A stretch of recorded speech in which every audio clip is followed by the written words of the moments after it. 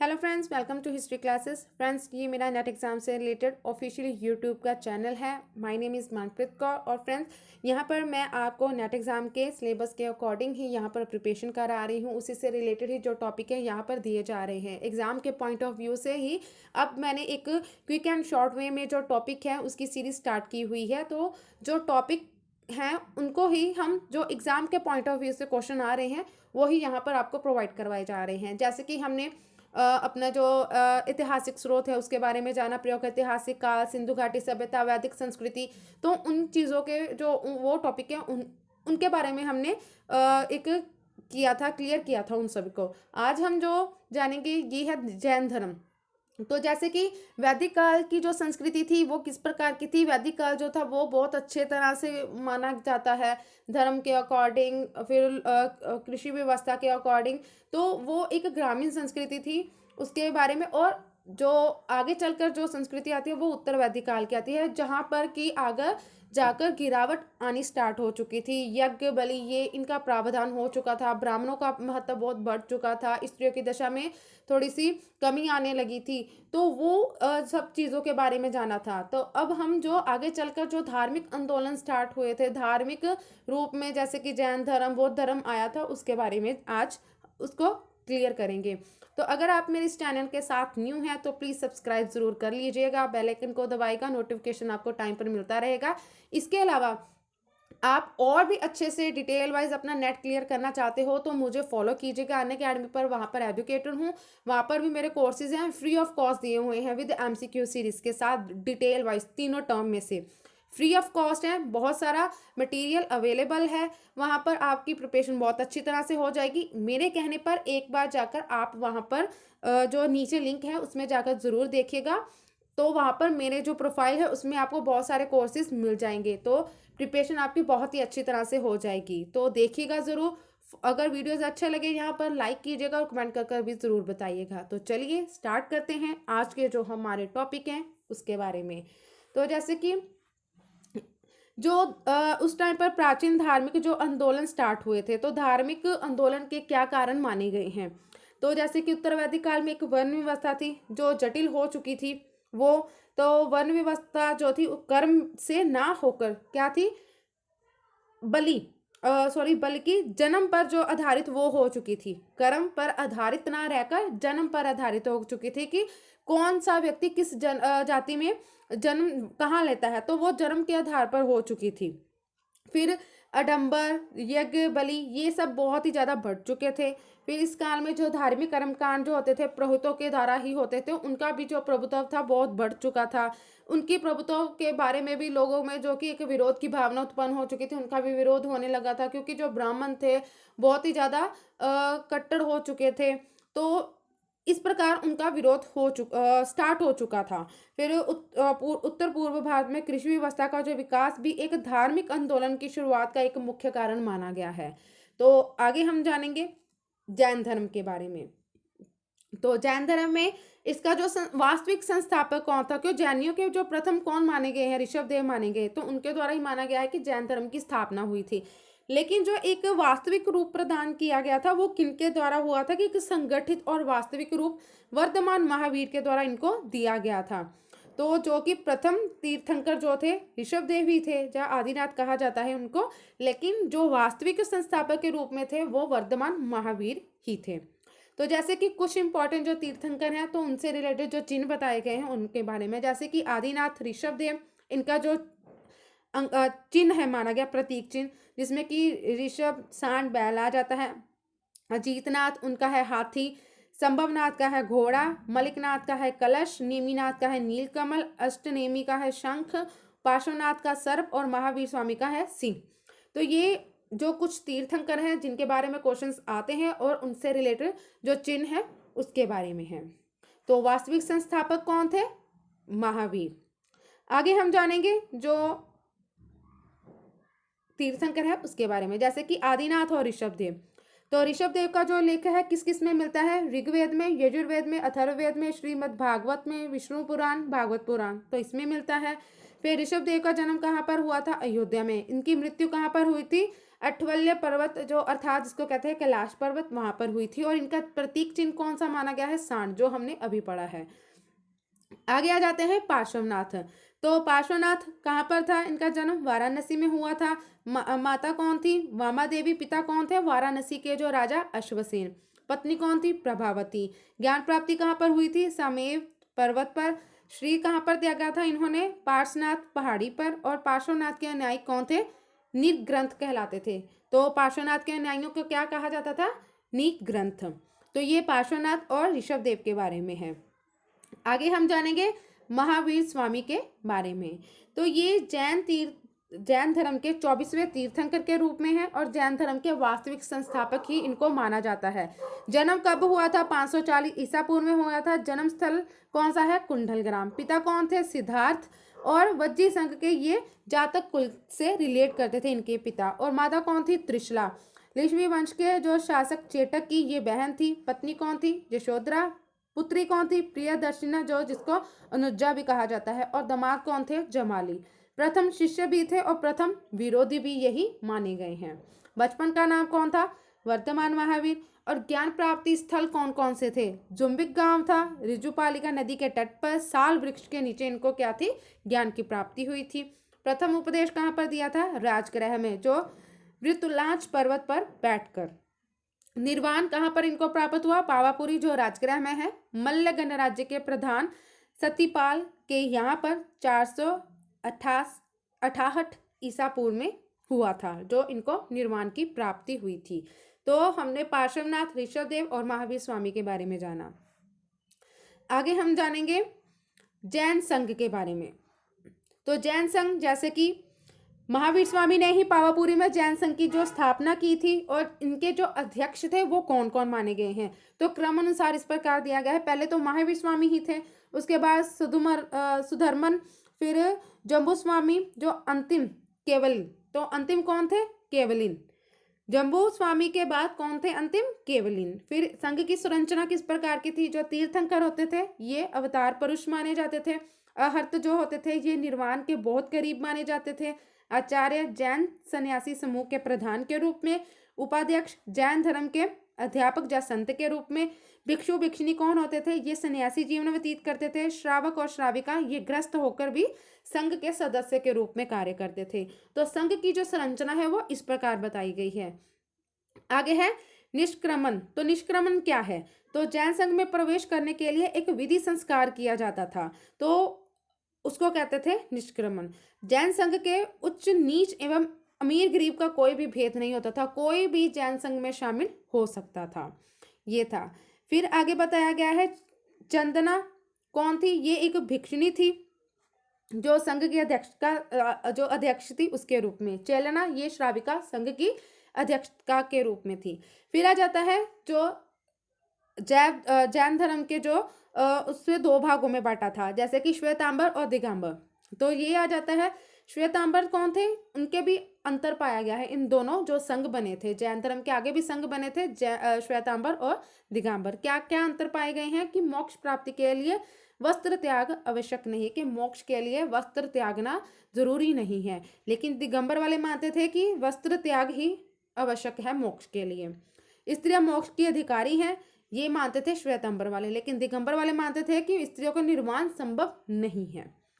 श्वेतांबर वाले कैवल्य के बाद भी भोजन की आवश्यकता रखते थे, लेकिन जो दिगंबर वाले होते थे वो मानते थे कि कैवल्य के बाद भोजन की आवश्यकता नहीं होती है। तो ये ज्यादा कट्टर थे जो दिगंबर वाले थे। श्वेतांबर मतानुसार महावीर स्वामी विवाहित थे, लेकिन जो दिगंबर वाले हैं वो मानते थे कि वो अविवाहित थे। तो 19वीं तीर्थंकर जो थी मल्लीनाथ स्त्री मानी गई है, लेकिन जो 19वीं तीर्थंकर मानी गई है वो मल्लनाथ पुरुष माना गया है। तो दोनों में काफी डिफरेंस जो है वो पाया गया है, हर जो उनकी मत हो जो होते थे उनमें। तो ये थे श्वेतांबर के अंतर। फिर आगे है कि अंग उपंग परिकरण छेद सूत्र ये आदि जो वो उनको मानते थे, लेकिन दिगंबर इन साहित्यों में विश्वास नहीं रखते थे। तो ये कुछ जो अंतर दोनों में पाए गए हैं। आगे आ जाता है उनकी जो संगतियां हुई थी। तो प्रमुख जैन संगति सम्मेलन कहाँ पर हुआ था? दो हुई थी। पहली जो हुई थी ये पाटलिपुत्र में हुई थी, वर्ष 300 ईसा पूर्व में हुई थी। अध्यक्ष थे स्थूलभद्र। तो उसी सम्मेलन में ही जो जैन धर्म था वो दो भागों में बढ़ चुका था, जिसके बारे में हमने अभी जाना है, दिगंबर और श्वेतंबर में। द्वितीय संगति वल्लभी गुजरात में हुई थी, 512 ईसा में। अध्यक्ष थे देवीगर्ण। और इस सम्मेलन में बिखरे जो ग्रंथ थे उनका संकलन किया गया था, उनको इकट्ठा करके उनका संकलन हुआ था। आगे बताया गया है प्रमुख जैन तीर्थ स्थल कौन कौन से हैं। तो जैसे कि जो तीर्थ स्थल माने गए हैं जैन धर्म से रिलेटेड, अयोध्या, यहाँ पर 5 तीर्थकरों का जन्म हुआ। प्रथम तीर्थकर जो थे ऋषभदेव, उनका जो जन्म यहाँ पर हुआ। फिर सामेध शिखर, यहाँ पर पार्श्वनाथ ने अपना शरीर को त्याग दिया था। पावापुरी, जहाँ पर महावीर स्वामी ने निर्वाण की प्राप्ति वहाँ पर हुई थी। कैलाश पर्वत, जहाँ पर जो आदिनाथ ऋषभदेव, इनको निर्वाण प्राप्त हुआ था। श्रवण बेगोला, जहाँ पर गोमतेश्वर बाहुबली की विशाल प्रतिमा है। और माउंट आबू, जहाँ पर सफेद संगमरमर से बने दिलवाड़ा का जैन मंदिर स्थित है। तो ये जैन तीर्थ से रिलेटेड कुछ जो स्थल हैं वो आगे बताया गया है। अन्य जो तथ्य आ जाते हैं जिसमें कि यपनीय संप्रदाय आती है। जपनीय संप्रदाय में क्या है कि ये जैन धर्म का एक संप्रदाय है जिसकी उत्पत्ति जो कहाँ पर हुई थी, दिगंबर संप्रदाय में। तो श्वेतेश्वरों की मान्यताओं का भी पालन ये करता था। फिर इसके जो इनको शरण किसने दी, आश्रय किन जो शासक थे उन्होंने दिया था, उनमें जो नाम आ जाते हैं जिसमें कि महापद्मनंद, धनानंद, बिंबसार, अजातशत्रु, उदयन, चंद्रगुप्त मौर्य, बिंबुसार, संपूर्ति, चंद्रप्रद्योत, खारवेल, अमोघवर्ष और कुमारपाल। तो ये कुछ जो शासक हुए हैं जिन्होंने जैन धर्म को क्या है, आश्रय प्रदान किया है। तो वो आगे है जैन के कुछ जो 5 महाव्रत जो होते हैं उसके बारे में। तो जैसे कि 5 महाव्रत आ जाते हैं, उसमें पहले है अहिंसा, मतलब कि किसी जीव की हिंसा ना करना, जीव की हिंसा ना करना। सत्य बोलना हमेशा। अपिग्रहण की संपत्ति एकत्रित कर ना रखना। अस्त्य चोरी ना करना। और ब्रह्मचार्य की स्त्री के संपर्क में ना आना। तो महावीर स्वामी ने जोड़ा था ये। तो ये 5 जो महाव्रत जो आ जाते हैं, उसके बाद आ जाता है जैन धर्म के जो त्रिरत्न होते हैं, जिसमें कि सम्यक ज्ञान, मतलब कि वास्तविक ज्ञान का जो प्राप्ति हुई, वो सम्यक दर्शन आ जाता है, जिसमें कि तीर्थंकर जो होते हैं उनमें उनके उपदेश, दृढ़ आस्था रखना, श्रद्धा रखना, सत्य में विश्वास रखना, ये और सम्यक चरित्र आ जाता है जिसमें कि इंद्रियों व क्रमों पर पूरा उनका नियंत्रण होना। तो ये त्रिरत्न आ जाते हैं जैन धर्म से रिलेटेड, सम्यक ज्ञान, सम्यक दर्शन और सम्यक चरित्र। इनसे रिलेटेड कुछ मान्यताएं भी हैं जिनको मानना बहुत ज़रूरी होता है। तो जैसे कि जैन धर्म में अहिंसा पर जो विशेष बल दिया गया था, अहिंसा पर। फिर है कृषि व युद्ध में भाग लेने पर प्रतिबंध लगाया था कि वो कृषि नहीं कर सकते हैं, युद्ध में भाग नहीं ले सकते हैं। पुनर्जन्म व कर्मवाद में विश्वास वो करते थे। फिर कर्मफल ही जन्म तथा मृत्यु का जो कारण है कि जो हम कर्मफल है, जिस प्रकार हम कर्म करते हैं उस प्रकार का हमें फल मिलता है। तो ये जन्म और मृत्यु का ही कारण होता है। वर्ण व्यवस्था की निंदा नहीं की गई थी। संसार की वास्तविकता है उसको स्वीकार किया गया था। सृष्टिकर्ता के रूप में ईश्वर को स्वीकार नहीं करते थे, कि ईश्वर की होंद को ये स्वीकार नहीं करते थे। फिर जैन धर्म में देवताओं के अस्तित्व को स्वीकार किया गया, परंतु उनका जो स्थान है वो जिन के नीचे रखा गया था। तो ये उनकी कुछ मान्यताएं हैं जो उनको मानते थे। फिर जैन धर्म का जो दर्शन में क्या है उसमें बताया गया है, जैन धर्म का दर्शन अनेकांतवाद, संयमवाद और अनिश्वरवादिता है। जैन धर्म में सृष्टि की नीति जो को दर्शन के रूप में शामिल किया गया है। ईश्वर व वेदों की सत्ता को अस्वीकार करते हैं और मोक्ष व आत्मा को स्वीकार ये करते हैं। एक और चीज कि संयमवाद जो है उसको अनेकांतवाद का सप्तभंगी सिद्धांत भी कहा गया है, संयमवाद को। तो ये एक चीज को याद रखिए, क्योंकि बहुत ही जिन चीज़ों को हम निगलेक्ट कर देते हैं ना, उन्हीं से ही वो ज़्यादातर जो क्वेश्चन है वो पूछते हैं। तो हर एक चीज़ को नोट डाउन साथ साथ ज़रूर कीजिएगा। आगे है श्वेतांबर और दिगंबर संप्रदाय के जो उप संप्रदाय आगे आ जाती हैं, जो उनकी भी आगे हैं। जैसे बताया गया है कि श्वेतांबर जो है इसमें कि पुजेरा, मूर्ति पूजक, डेरावासी, मंदिर मार्गी, डुंडिया, स्थानकवासी, साधु मार्गी और थेरपंथी, तो ये आ जाते हैं श्वेतांबर में। दिगंबर में 20पंथी एवं 13पंथी, 30पंथी, गुमानपंथी और तोतापंथी। तो ये जो उप संप्रदाय उनकी जो आगे की हैं बनी हुई, उनके बारे में है। फिर हम जानेंगे जो जैन साहित्य के बारे में। तो जैन साहित्य में क्या क्या चीज़ें आ जाती है। पहला कि जैन साहित्य को आगम के नाम से जाना जाता है, आगम कहते हैं, और इसमें 12 अंग और 12 उपांग होते हैं, 10 प्रतिकरण, 6 छेद सूत्र, 4 मूल सूत्र होते हैं। फिर जैन धर्म के ग्रंथ जो है अर्धमार्गी जो कि प्राकृत भाषा जो है उसमें लिखे गए हैं। भद्रबाहु ने ही कल्प सूत्र को संस्कृत में लिखा। किसने? भद्रबाहु ने कल्प सूत्र को संस्कृत में लिखा था। आचरंग सूत्र क्या है? इसमें जैन मुनियों के जीवन से रिलेटेड जो आचार नियम जो निश्चित किए जाते हैं उसके बारे में जानकारी यहाँ पर मिलती है। फिर भगवती सूत्र क्या है? महावीर के जीवन तथा कृत्य, उनके समकालीनों का जो वर्णन और 16 महाजनपदों का उल्लेख भगवती सूत्र में मिलता है। तो इंपॉर्टेंट चीजें हैं, साथ साथ बता रही हूँ। नया धाम कहा, नया धाम ये महावीर की शिक्षाओं का जो संग्रह उसको कहा गया है। 12 उपांग, उसमें क्या क्या मिलता है? इसमें ब्राह्मणों का वर्णन है, पन्नियों का वर्गीकरण, खगोल विद्या, काल विभाजन, मरणोपरांत जो जीवन का वर्णन, वो सारा इसमें मिल जाता है। फिर 10 जो प्रतिकरण आ जाते हैं उसमें क्या मिलता है? उसमें जैन धर्म से संबंधित विधि विषयों का जो वर्णन वो मिलता है। 6 छेद सूत्र, इसमें भिक्षाओं के लिए उपयोगी नियम जो विधियां हैं उनका संग्रह है, जो नियम तय किए जाते हैं उसके बारे में है। थेराबली, इसमें जैन संप्रदाय के जो संस्थापनों जो उसकी सूचना दी गई कि संस्थापक कौन थे वो। न्याय सूत्र अनुयोग, तो जैनियों का शब्द कोश है ये, इसमें भिक्षुओं के लिए जो आचार संबंधी बातें जो निश्चित की जाती हैं वो इसमें बताई गई हैं। और कुछ और अन्य ग्रंथ आ जाते हैं, ये भी इंपॉर्टेंट है, जिसमें कि कल्प सूत्र ये भद्रबाहु से रिलेटेड है। दव्य संग्रह ये नेमीचंद से, कुवल्यमाला, अधोत सूरी और सैयदवा दजरी जो है ये मल्ली सेन से रिलेटेड है। तो ये कुछ अन्य जो जैन ग्रंथ हैं उसके बारे में है। आगे आ जाता है अनेकांतवाद। तो अनेकांतवाद क्या है और संयमवाद क्या है?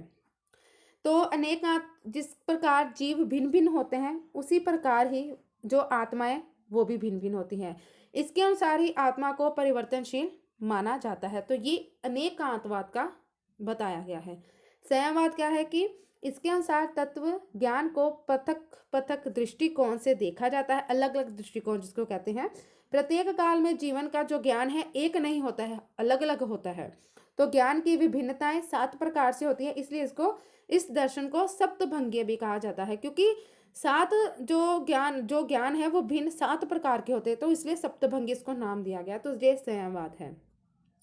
अनीश्वरवादिता एवं सृष्टि की जो नीति है उसके बारे में।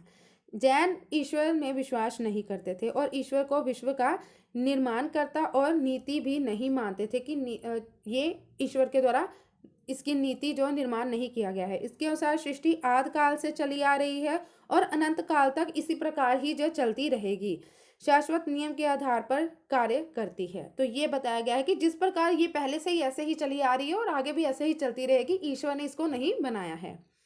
फिर आ जाते हैं जैन धर्म की जो मौलिक शिक्षाएं हैं वो। तो उसमें क्या बताया गया है कि जैन धर्म में संसार को दुख मूल माना गया है कि ये दुखों का संसार है। व्यक्ति को संसारिक जीवन की जो तृष्णाएं वो घेरी रहती हैं, जिसके कारण ये मुख्य जो है दुख का कारण बनता है। संसार त्याग तथा संसार मार्ग ही व्यक्ति के सच्चे मार्ग पर ले जाता है और संसार में सभी प्राणी अपने अपने संचित कर्मों के अनुसार ही कर्म फल भोगते हैं और कर्म में छुटकारा पाकर ही व्यक्ति निर्वाण की ओर अग्रसर होता है। तो ये कुछ मौलिक शिक्षाएं हैं, बस एक बार इनको पढ़ लीजिएगा। पदगल क्या है? तो ये इंपॉर्टेंट है, इसको ध्यान से रखिए, पढ़िएगा और नोट डाउन कर लीजिएगा। जैन धर्म के अनुसार प्रत्येक जीव में विद्यमान आत्मा स्वाभाविक रूप से सर्वशक्तिमान एवं सर्वज्ञाता होती है, और किंतु पदगल के कारण ये बंधन में पड़ जाती है। पदगल एक कर्म पदार्थ होता है, कर्म पदार्थ के रूप में पदगल को नाम दिया गया है। जब आत्मा पदगल घुल मिल जाता है तो आत्मा एक प्रकार का रंग उत्पन्न होता है। तो ये रंग कैसा है? लैस्य कहा जाता है। तो लैस्य 6 रंगों के होते हैं। तो ये 6 रंग बताए गए हैं जो पदगल के अकॉर्डिंग है, जिसमें कि काला, नीला, धूसर ये बुरे चरित्र के सूचक माने गए हैं और पीला, लाल और सफ़ेद जो है ये अच्छे चरित्र के सूचक माने गए हैं। तो वो उसी प्रकार ही जो अपने वस्त्र थे वो धारण करते थे। पदगल से मुक्ति किस प्रकार पाई जाती है? इससे मुक्ति पाने के लिए त्रिरत्न जो पहले हमने जाने थे, समक्य ज्ञान, समक्य दर्शन और समक्य चरित्र, तो ये इनका जो ये अनिवार्य है, तो अनुशीलन इनका करना अनिवार्य होता है। तो तभी हम जो पदगल होता है कि जो हम कर्म करते हैं, हमारी तृष्णाएं होती हैं, तो उनसे इन आधार त्रिरत्नों के आधार पर हम छुटकारा पा सकते हैं। तो ये पदगल का ये मतलब बताया गया कि कर्म पदार्थ होता है वो। तो फ्रेंड्स, यही थे आज के कुछ जो टॉपिक जो हमने जाने हैं जैन धर्म से रिलेटेड, जो मैंने आपको ये इंपॉर्टेंट चीज़ें प्रोवाइड करवाई हैं। तो प्लीज़ देखिए, प्रिपरेशन अच्छी तरह से कीजिए। अगर आपको अच्छे लगे वीडियोस तो लाइक कीजिए, कमेंट करके ज़रूर बताइए। जो नीचे मैंने लिंक दिया है उस पर जाकर, मेरे कहने पर एक बार जाकर ज़रूर देखेगा। बहुत सारा जो मटेरियल वहाँ पर अवेलेबल है, फ्री ऑफ कॉस्ट है, तो आपको पैसे भी खर्च करने की ज़रूरत नहीं है। वहाँ पर आपको जो लेसन्स हैं डिटेल वाइज तीनों टर्म का, एशियन, मिडीवियल, मॉडर्न, और साथ ही साथ उनके एमसीक्यू सीरीज तो दूसरे भी हैं जिनके जो कि टॉपिक हैं वो भी साथ ही साथ क्लियर आउट किए गए हैं। तो बहुत सारा मटेरियल अवेलेबल है, फ्रेंड्स को भी बताइए और वहाँ पर फॉलो ज़रूर कीजिएगा। यहाँ पर भी सब्सक्राइब ज़रूर कर लेना। वीडियोस अच्छे लगे तो ज़रूर बताइएगा कमेंट कर और ऐसे ही अपनी प्रिपरेशन करते रहिए। और वीडियो देखने के लिए आप सभी का थैंक यू।